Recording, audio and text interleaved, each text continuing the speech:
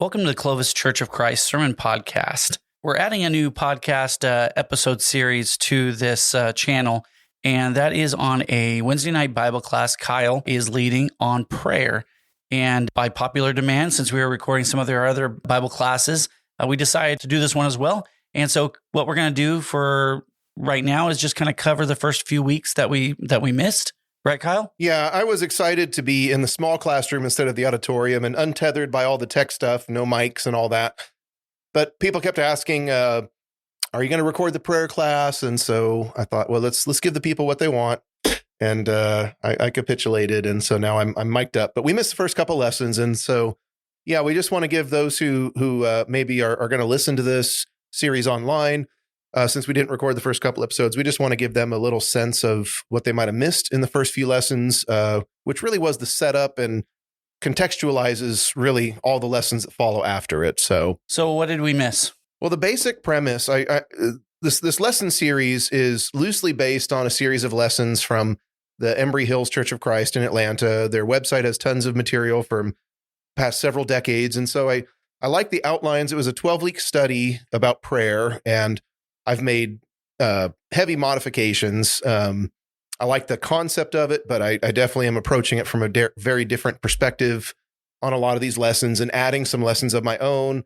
And I think we're going to go more than just the 12 weeks because we're getting lots of questions and good conversation, really interesting questions we don't want to ignore. It's a good problem to have. Yeah. So I titled this lesson, Teach Us to Pray, and that's from the idea of Luke chapter 11, or you can look at other gospels too, but I like the way it's worded in Luke chapter 11, beginning in verse 1. Now it came to pass as he was praying in a certain place, when he ceased, that one of his disciples said to him, Lord, teach us to pray, as John also taught his disciples to pray.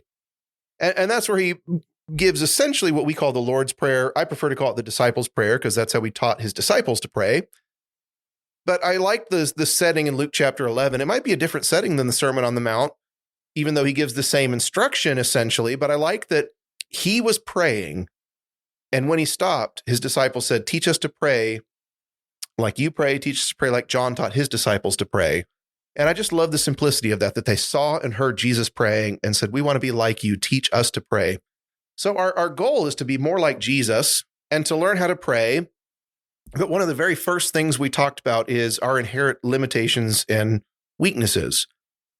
So we want to learn to pray. We want to refine the language we use in our prayers, the frequency of our prayers and our habits. We want to increase the intensity and fervency of our prayers. Like I'll go over the goals. There's 4 specific goals in just a moment, but our intention is to be better at praying. But I also wanted to acknowledge, and we had some really good discussion on Romans chapter 8, which talks about the Holy Spirit's role in interceding and translating our prayers, if you will. It says in Romans 8 and verse 26, likewise, the Spirit also helps in our weaknesses, for we do not know what we should pray for as we ought. But the Spirit himself makes intercession for us with groanings which cannot be uttered. Now he who searches the hearts knows what the mind of the Spirit is, because he makes intercession for the saints according to the will of God. I think it's important to acknowledge that none of us prays as we ought. And I like the way it's worded here. We do not know what we should pray for as we ought. So that takes some of the pressure off when you're doing a prayer and service. I mean, sometimes you can think it a little too much. And there is an emphasis on private prayer life, though we are discussing some aspects of public prayer, or communal prayer, like when you're leading the church in prayer. But I'm emphasizing especially private prayer habits. I'm trying to avoid becoming nitpicky over, I don't want to get in anybody's head who's leading a prayer. Sure. I don't want that to happen, though I do want, if you're leading a church in prayer or leading your family in prayer or leading anyone in prayer, I do think we should be mindful of how we word those prayers. And there's some things we can learn and will discuss in this class. I'm just trying not to emphasize to the point of becoming nitpicky, or I just don't want to get in anybody's head and make them scared to even lead a prayer, because what if I say something wrong? That's not the point. Trying to do better, looking to Jesus and saying, teach us to pray like we should, can also coexist with this understanding of our own weaknesses and limitations. As good at prayers as you might be, as strong as your prayer habits might be, as biblically solid as your prayer language might be, I think it's still true to say that you have weakness and you don't know how to pray for things as you ought. So we all have room for improvement. I just wanted to begin with that acknowledgement of our limitations, but also that doesn't mean we should settle for, well, I'll never be good at prayer, so why bother trying to get better at it? Our goal is to get better at praying, but understand that there's always going to be some element of weakness there just because we're human. So that was sort of how I framed the introductory lesson there. As far as specific goals, I've outlined 4 goals for the class that I want to accomplish in some measure throughout however long this class lasts. The first is to pray more frequently and fervently. And that's just simply looking at our prayer habits, looking at, are we setting aside time? And 1 Thessalonians 5 talks about prayer without ceasing, learning to incorporate prayer just into every aspect of our day, while understanding that literally praying without ceasing is not practical when you take it to its most literal extreme. There's going to be times where your mind is preoccupied with something else. But well, that's what my question is going to be: is what's the actual definition of fervently? Fervently is I think with intensity, because that's another thing we did spend a little time discussing is in Matthew chapter 6. The first dozen verses or so, and when he teaches about prayer, he says, not vain repetition, not empty words. So I would say a lack of fervency is exactly that, where it's just empty words.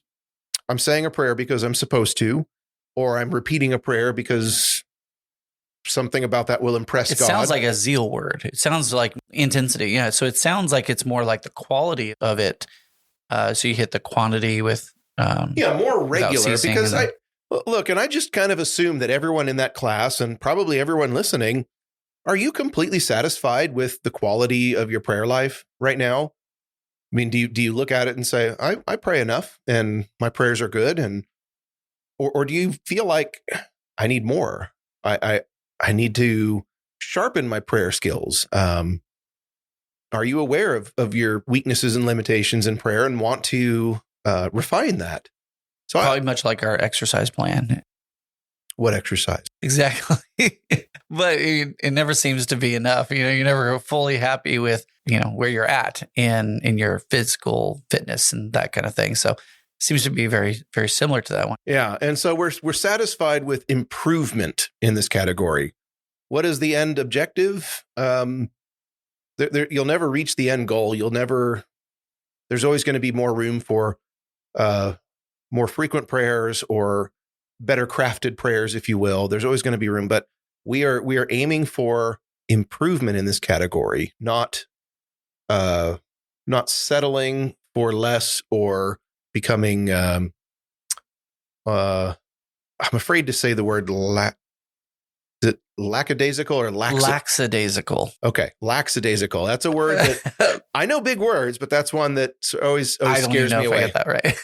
Well, I was wondering, though, do you think that one of the goals could be just a better understanding of God and a closeness to God? Because as you get better at that, I would feel like, as communication is with a spouse, the more communication, the better communication, the better relationship. And that probably fits under our second objective for the class, is to use biblical principles and language in our prayers.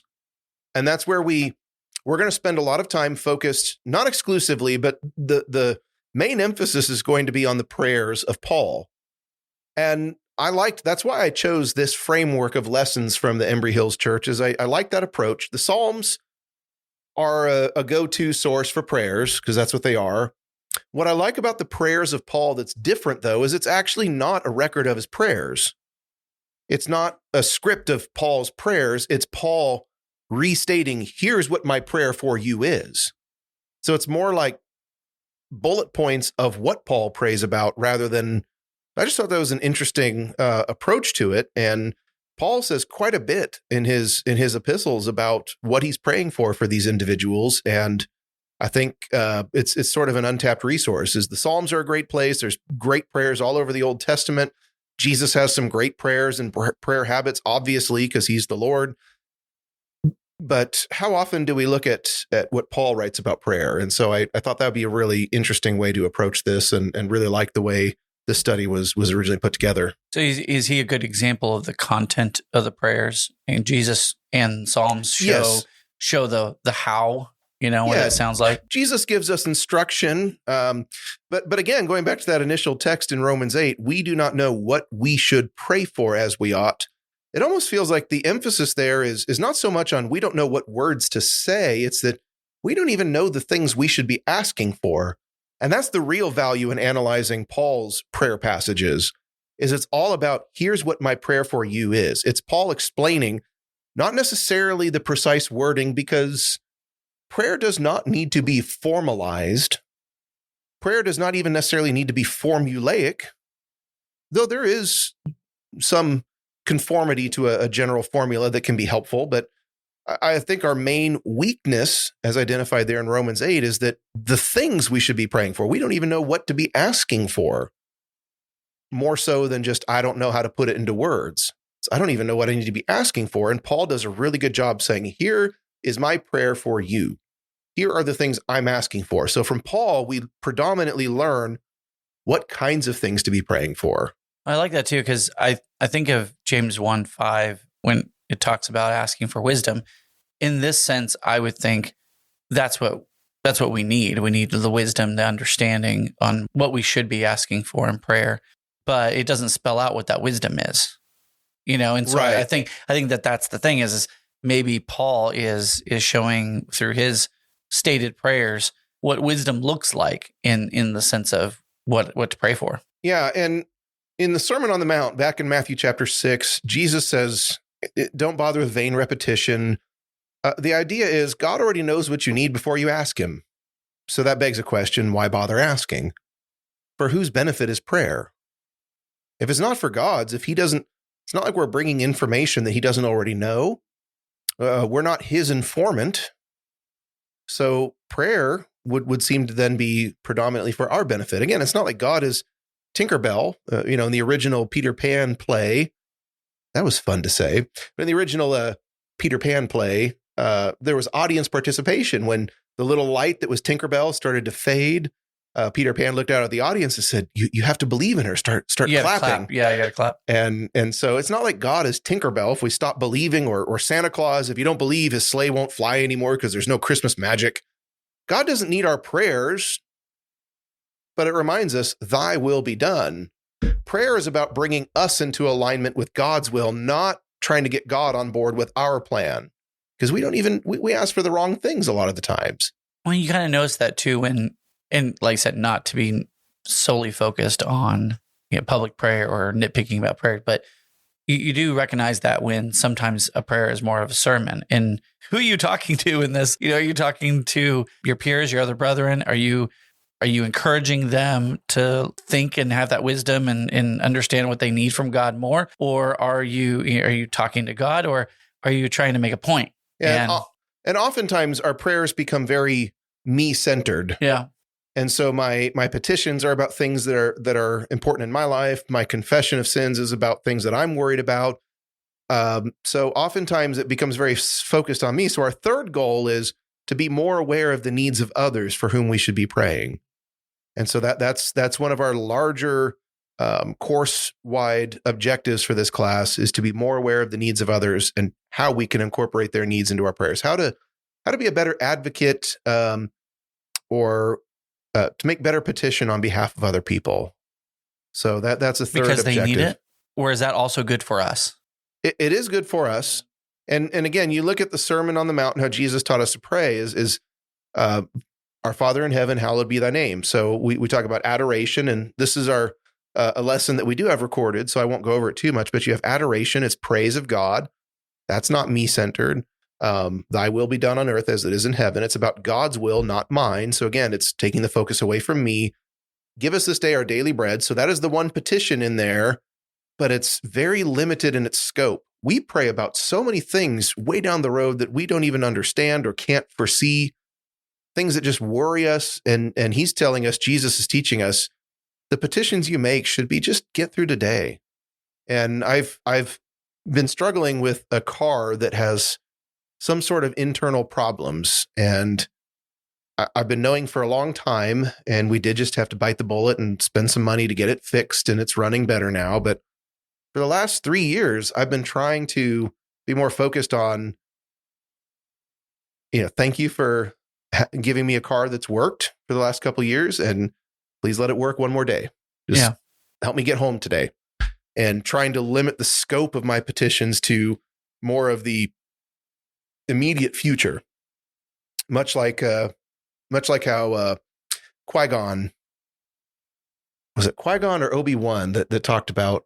Yeah, Qui-Gon taught Obi-Wan that we must always be aware of the future, but not at the expense of the moment. Mm-hmm. Mm-hmm. Mindful of the future, but not at the expense of the present. So, and then our fourth goal is to be more like Christ. You talked about, is it for our benefit or for theirs? Well, it's for their benefit too, when we believe in the power and effectiveness of prayer. So the fourth goal is to be more like Christ through the effect of our prayers. We want to bolster our faith in prayer. And a lot of that is by knowing what the right things to pray for are. In James chapter 5, we read about how Elijah prayed for the rain to stop, and it stopped. And we think, and it says he's a man with a nature just like ours. So we should be able to do the same kinds of things, is what you think about that passage. But you look at that and think, how could we ever ask for something like that? But here's the thing about that. Why did Elijah ask for the rain to stop? And I asked the class this question, and what do you think? Why is that the thing Elijah prayed for? And this goes back to 1 Kings 18, his showdown with the prophets of Baal. It was to show God's glory. Yeah, but there's something even more specific about it. In Deuteronomy 11, that is exactly what God promised he would do if his people forsook their covenant and turned to idols and worshiped other gods. I will shut the skies and your crops will die. So Elijah wasn't just pulling some random curse out of thin air. He's simply saying, God, this is what you said you would do. Yeah, do what you... And I'm calling on you to do what you promised you would do. And he had confidence that God does not lie and God is powerful to carry out his will. So that kind of goes hand in hand with gaining confidence in the effectiveness of prayer has to be coupled with knowing his will. And so all those passages that sound like blank checks, you'll be able to tell this mountain to get up and go in the ocean. And they all have some caveat about if you ask anything in my name or according to my will. So to have that confidence about the effectiveness of prayer, the power of prayer, it requires that we also know the will of God. And so prayer and Bible study so the will of God go hand in hand. Isn't that I gain a lot of money in this world, right? So when our prayers, what are we praying for? Yeah. When our prayers don't go the way we want or we don't get the things we ask for, that's probably the first question we should ask is, well, was I asking something according to God's will, or was I asking something that I wanted? Was I not trusting in God? Was I just looking at the situation with my own eyes and assessing by sight, not by faith? Well, it gets into a lot of difficult conversations and scenarios too, as you just kind of wrapped up Job. Sometimes tragedy and things happen. So sometimes our prayers are to relieve that or to for the health of loved ones. Are you going to be addressing that kind of scenario in the answered prayers column? Or is that a little bit, is that different? Is it? Yeah, that's sort of baked into the long-term goals of this class. And we'll definitely touch on that kind of question later. Yeah, I could see how God answers prayers being a piece to this that people would probably. Yeah, and that's how we learn to gain confidence. Well, one other thing we discussed was, there's two other things I want to get to before we wrap it up here. But John, what are some things that maybe keep you from your most effective prayer habits? What's a roadblock to you in being the prayer that you would like to be? Just think of an example. I think I've said on the other podcast too, is sometimes it's the thought of if it is to be, it's up to me. This sense of self-reliance sometimes that's baked into the human I am, where there's something to do and I need to do it, and not pausing to seek out God's help. Yeah, and we brought that up that too apathetic, and that's not quite what you're describing. No, but that reminded me of an example in Ezra. I believe he can do it, but sometimes you get caught up in life, I think, and focused on the need to move something forward by your own will. Yeah, and I'm thinking of there's some examples like in Ezra chapter 9. That's a beautiful prayer in Ezra 9. But he talks about how we didn't consult you. Mm-hmm. And same thing in Joshua when it came to the Gibeonites. They put on this show of pretending to be from a far country and said, we've come from a long way. They wore dirty, ragged clothes and acted like they were tired from a long journey and made a truce with God because it says they did not consult God. Yeah. And they just made a truce with them and found out they were actually their neighbors. And God said, you're not supposed to make truces with these people. But they didn't consult God. And so some of the things we highlighted, there's that idea of self-reliance and that you talked about. We've all heard that illustration that if you're in a sinking boat, you pray, but you're still paddling for shore. Mm-hmm. And sometimes we get a little focused on self-reliance or think it's up to me instead of learning to have faith. So some of the things we talked about are being too busy. Prayer isn't a priority, or maybe I'd like it to be, but I'm overwhelmed by other things going on in life. Yeah. And drowning in a sea of constant distraction. Something Taylor told me the other day, we were talking about something about work, and I said something like, cross your fingers or something like that. And she said, or, pray about it. and I was like, she caught me off guard a little because it was obvious to me. Yes, obviously, yeah, we need to pray. But I think sometimes what helps us and what would help us with our prayer life is to make it a part of our conversations, our vocabularies, our thought processes, and how we talk to people about it. Make it a part of our vocabulary, which will show our kids our reliance on God, which will then set a good pattern moving forward. Well, that's to me what pray without ceasing looks like is you schedule it. There's times in your day that I'm going to pray and I'm determined to do it. And it's going to be sort of premeditated, thought out. And that would be more of following that disciples' prayer or Lord's Prayer formula, but not being too formulaic. Yeah. But pray without ceasing means you're going to schedule prayer. You're going to have intentional, premeditated prayer, but it also means that prayer is going to become your default. And I just think it's interesting too, like just, cross my fingers. Well, you should just default to, I'm going to say a prayer. Like that was a good illustration of that. Well, some of the other things we identified as hindrances would be guilt over unrepentant sin. And it's hard to go to God in prayer when you feel like I can't look him in the eyes. I feel too guilty. And it's just ironic that a lot of the things that keep us from prayer, the solution is prayer itself. That's the irony of it. Yeah. God says, confess your sins to me and I'm faithful. You have an advocate with my son. He'll plead your cause and I'm faithful to forgive if you just confess and expose your sin rather than hide it or minimize it. So guilt is a problem. Bitterness can be a problem. Jesus talked about that in the Sermon on the Mount, that go and be reconciled to your brother. If you're praying and you've got something between your brother, go and be reconciled. You don't want that to be a hindrance to your prayers. Same thing with discord at home in 1 Peter chapter 3. And I think this is true is for married people out there, when things are not good in your marriage, I think it's going to be hard to pray when that most fundamental relationship in your life is off. Husbands likewise dwell with them with understanding, giving honor to the wife as the weaker vessel, as being heirs together of the grace of life, that your prayers may not be hindered. That when there's discord at home, I think that creates a poor environment to pray. Lacking in faith. I'm asking for God, but I don't have confidence. Those are all really good things that we discussed. Now, the last major thing, though, and this was a really fun class to talk about. Yeah. And John, I'll start by asking you a question. What do you suspect was the most common prayer posture in the days of Jesus among first century Jews? Well, I think I already know, but do you want me to say what I think it is, or just what? Hint: it's not hands folded, it's eyes closed.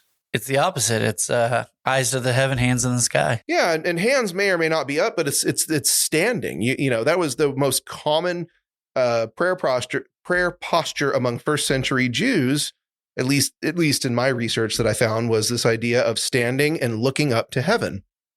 And so we just talked about all kinds of examples. Interestingly enough, closing the eyes is the one that I actually can't find any scriptural support for. Now, don't hear what I'm not saying. That doesn't mean it's wrong to close your eyes. And in fact, it could be very practical and helpful to tune out distraction. My son does not close his eyes. He is looking at everything else. Yeah. Well, then again, it's like, well, they didn't close their eyes in prayers. Well, how did you know? Yeah. Your eyes were open. Yep. Yeah. Yep. To expose sin, you have to expose your own sins to do it. But not to say that closing your eyes is wrong, but we talked about in the Bible, you can see examples of standing and looking up to heaven. We see examples of kneeling. People take a knee to pray, or they're on their hands and knees. We see laying on the ground, prone. That's David when he's praying over the child that was conceived with Bathsheba. He's on the ground, face down, praying, and we have lots of examples like that. Or Jesus in the garden, for example. We have looking up to heaven, either standing or sitting. We have example of hands up, or as 1 Timothy 2 talks about raising holy hands. I command that men everywhere raise holy hands, pray to God, lifting holy hands. So, and it might look like one hand up, like I'm asking a question. And yes, my hand is up, even though you guys can't see me doing that. But like you're raising your hand to ask a question, that could be that. I do think folding of the hands in the typical way we teach children in Bible class, that could be considered the lifting up of holy hands. Or both hands, palms up, facing the heavens. We do have examples of heads bowed, and so that's entirely appropriate. We have examples of prayers while seated. It says in Matthew 26 that when evening had come, he sat down with the 12, and as they were eating, Jesus took bread, blessed it, broke it. So we do have examples. 1 Kings 19, we have examples of seating while prayed. Where did the taking off your hat come from? Do you think that's I'd like to know, that's got to be cultural. That's one American. that I don't think biblically is wrong to have a hat on during prayer. I think it's an American culture. I don't think it's. I know there's some strong feelings about that. So biblically, I don't think there's an issue. I mean, the priests wore turbans on their head when they worship before God in the temple. And so there's other examples too of that. So I don't. And people wore head coverings. But that doesn't mean I'm okay with it, because I think we need to respect what's right in the sight of all men. And in America, it's like when we sing the national anthem, or when we, I've been at sporting events where veterans were honored and we all took our hats off as a sign of respect. So I think for that reason, it gets noticed when people don't take their hats off for a prayer. So I don't know that biblically that is commanded, but I think in our society, it's something we should do because it's what we do as a sign of respect. And we don't want to convey to people that we disrespect God. So that is an interesting one. We even have example of, was it King Hezekiah, who was sick in bed and prayed, basically rolled over on his side. So we have basically any posture you could think of. And then there's even another category that's like Hannah in 1 Samuel chapter 1. You remember that Eli, what do you remember what Eli thought was going on with Hannah? Drunk. He didn't look at her and say, oh, she's praying. So that tells me that she wasn't doing some sort of obvious posture that said, I'm praying. Yeah. So prayer doesn't even always have to be something where on the outside people know, or Nehemiah. Was it Nehemiah chapter 2 when the king asks him, what's with the long face, Nehemiah?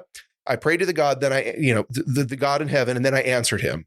But that's my point, though, is I don't think Nehemiah said, here, give me 5 minutes to go over there and pray privately. I don't think he dropped to his knees and prayed, then stood up. I think he just, in his head, said a short, quick prayer to God and then answered the king. And so prayer doesn't even necessarily I pray when I go on walks. And I think that's appropriate. So the big question we asked, and someone asked, does God really care what posture we take? And my answer is, it's a yes and or a no but kind of answer. Does God really care? No, unless your posture, your body language doesn't match your prayer. Yeah. So, and this was pretty fun. I actually took a chair in front of the class and I sat down in it 3 different ways. One with my feet up on the podium. Did you do the Riker? No, I didn't. Oh, okay. It was a tall chair, and I didn't stretch first. But I sat there and leaned back and crossed my legs and put them up on the podium. Okay. I said, "Are you guys going to take me seriously if I taught class like this?"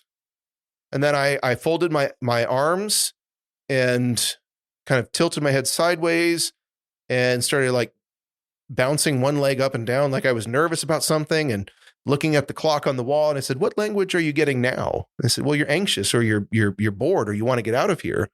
And then I leaned forward with my elbows on my knees with a very intense look and said, "What do you guys? What am I conveying now?" I said, "Well, you're interested, you're focused." I said, "So your body language conveys." It's just an And so I think that does God care?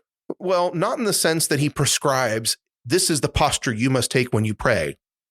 But I think he does care in the sense that if you are praying like a pretty heavy prayer for forgiveness and confession of sin, and you're sort of nonchalant about it, does that mean you have to be face on the ground? Not necessarily, but is that maybe the most appropriate for a really heartfelt, like, you've sinned and you are confessing that? I think the body language should be appropriate to the type of prayer you are praying. In that mode, when you're asking for God's grace, do you really want to be saying mentally or, in your head, my heart?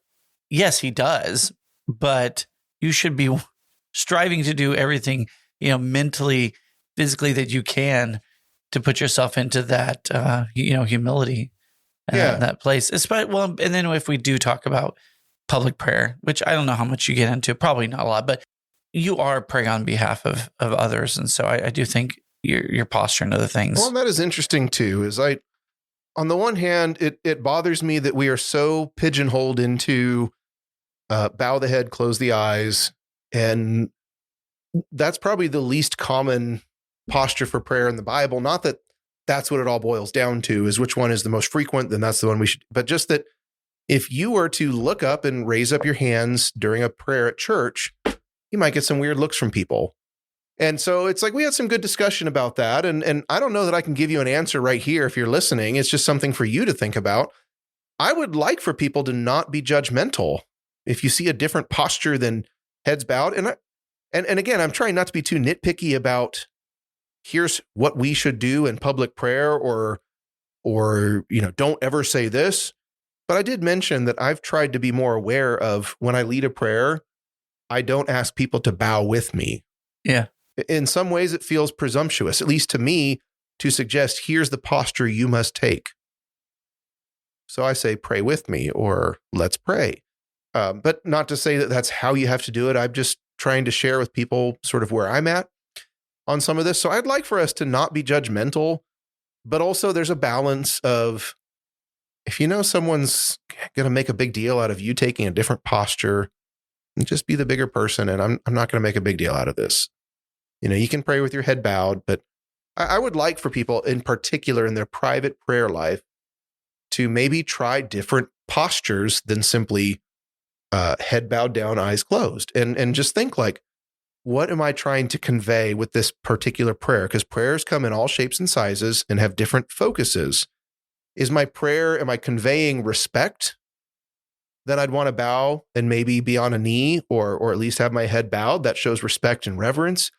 Is my prayer about adoration? Am I worshiping God? Then I want to look up to heaven and be focused. I'm, not that God is literally in the sky, but that's the whole reason why they looked up, because God is above us in a sense. And so if I'm focused on God and it's a prayer of adoration, I think it's most appropriate to be looking up to heaven.